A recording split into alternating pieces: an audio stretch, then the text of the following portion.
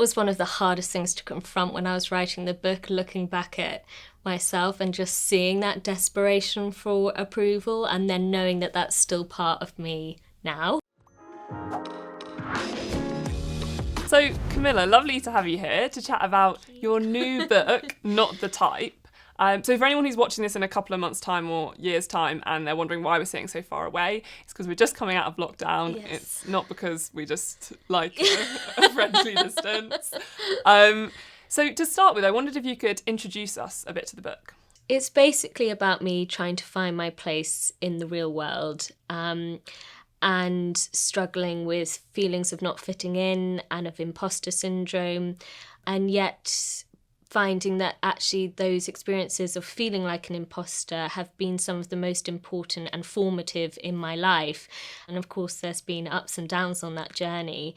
But it's kind of helped me realise that we have to make sure that we consistently debunk stereotypes and myths about the best possible way for individuals to be, because they rarely serve the kind of multifaceted people that we are. So that's the book. That was a great little synopsis.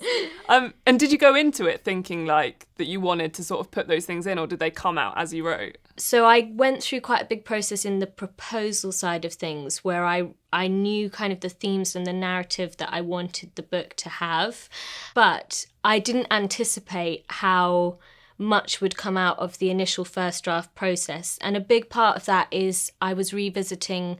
The first half of the book revisits my time with the Halo Trust. And as much as I think I remember everything, it's funny how once you start writing, how much more starts to come out and kind of like pour out of your memory. And it started unlocking things that I hadn't realised were there. So even though I had this really well thought out plan, actually writing the first draft, I found myself having to incorporate new elements as I found them, as I rediscovered them. And you mentioned that you joined the Halo Trust. What sort of inspired that decision to join something where, you know, you're going to be travelling, you're going to be out of your comfort zone, but I guess you're going to be helping people? Yeah. I mean, I'm lucky because the Halo Trust is very well known in Scotland, which is where I'm from.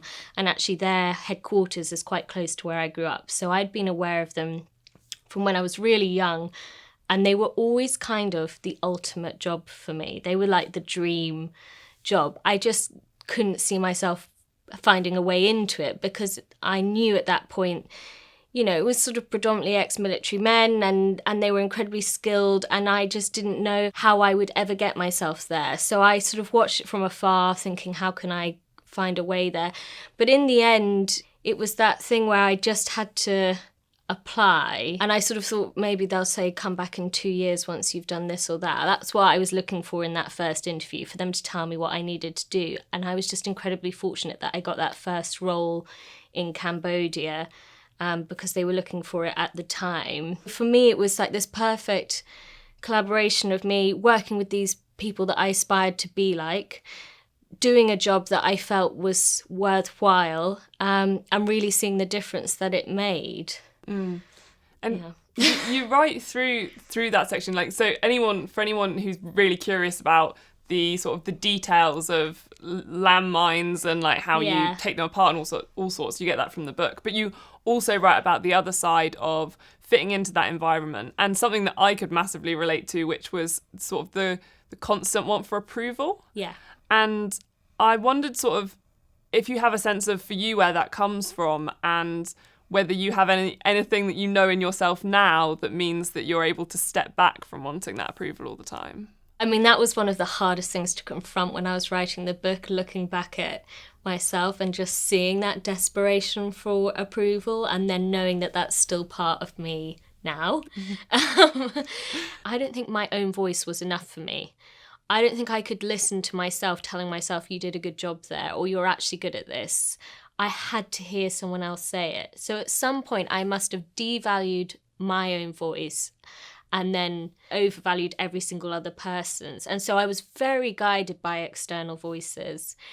I think now I am a bit better, a little bit better at listening to my own voice, but also talking back to my own voice. This is going to sound a bit strange. We all do it in our heads. But yeah, but now I question myself because I have a very critical internal voice, and I have definitely got better at questioning the voice that immediately tells me you're not good at this, and trying to get reasons and answers and try and make myself a bit more resilient, because it hampered my life being so this desperate need for constant feedback and constant approval.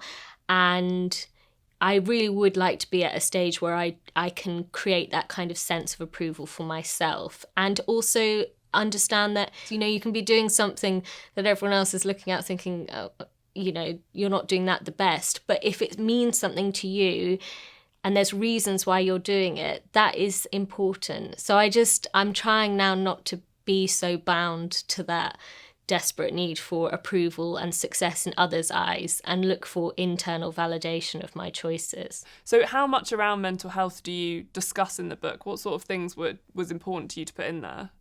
In all honesty, I think it runs as a theme throughout the book, because I do have a specific chapter on anxiety, but I think for anyone reading the book, especially someone who does experience anxiety, you'll notice the signifiers of that, or you recognise maybe habits that can come up because of what anxiety creates within you as a person, of that desperate need for control sometimes, or that quiet sort of retreat from the world, because it's less complicated to kind of turn in on yourself and to trap that kind of catastrophic thought cycle within yourself rather than show it to the people around you. So I think for anyone reading the book, there'll be some who can see it all the way through.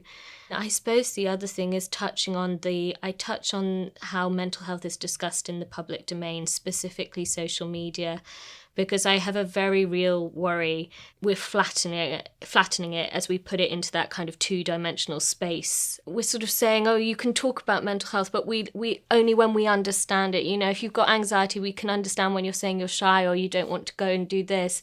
But if you talk about the genuine, truly unpleasant symptoms of it, or of any mental health struggle, they're the ones that aren't seen as palatable in the public domain. And so the people who desperately need help the most, at the time when they need it the most, are the least likely to be able to speak in that forum. And so I just have this genuine concern that we're starting to simplify that issue. And in doing so, yes, we can say it's great that people feel more open about talking about their mental health issues now. You know, certainly for me, talking about anxiety has had huge benefits, and it's been amazing to see how people have responded to that. Equally, I worry about not finding the nuance in that space and not enabling people who aren't experiencing anxiety the same way as me to talk about it as well. You said that, you know, one way that anxiety can affect you is you wanting to sort of withdraw into yourself. And obviously you went completely the other way in going into Love Island and forcing yourself to have those social interactions. Yeah. So how did you find yourself affected by that experience? Because so much of the reason why I went in was because I knew I was having this problem with socialising, and I knew that I needed to break down some of these walls that I had built up, that I really did see as being for self-protection, but I could also see were severely affecting me in a negative way as well. And Love Island seemed like almost immersive kind of socialising. It was like as hard as it could have got for me at that point. And I have to say, like, that experience, it worked in the way that I came out at the end and I felt so much closer to my friends and family again. And that was my main takeaway from that whole experience. Like, that was the thing I was trying to get out of it. And so that celebrity coming out of it, which I don't think anyone anticipated on the series that you were on, because the show grew so much. Yeah. How did you find that adapting and also trying to build a relationship during that kind of like constant gaze? I think you're almost allowed to be yourself in a way, or to try and discover things about yourself. But then when you come out at the end, that's when you can see all the comments on what you've been doing for the previous few months. And And that's maybe when the change happens and it becomes more complicated to understand what it feels like to have those eyes on you.